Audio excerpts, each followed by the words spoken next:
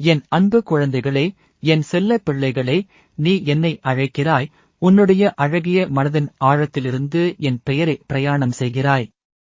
என்னை பார்க்க உனது கண்களில் கண்ணீர் மல்குகின்றது. உனது இதயத்தின் பாழான இடங்களில் ஒளியை சிந்திக்க வந்திருக்கிறேன். உன் வாழ்க்கை சோதனைகள் அடிக்கடி உன்னை சோர்வடையச் செய்கின்றன. ஆனால் நினைவில் கொள்ள வேண்டும், ஒவ்வொரு இருட்டின் பின்னாலும் ஒரு விடியல் உண்டு.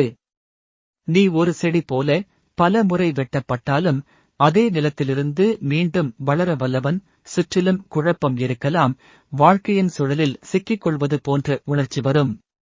ஆனால் உன் உள்ளுக்குள் இருக்கும் அமைதியைக் கண்டுபிடிக்க முயற்சி செய். அதுதான் நீ.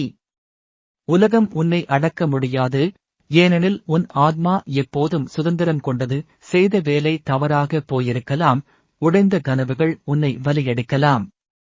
ஆனால் உன் உள்ளத்தில்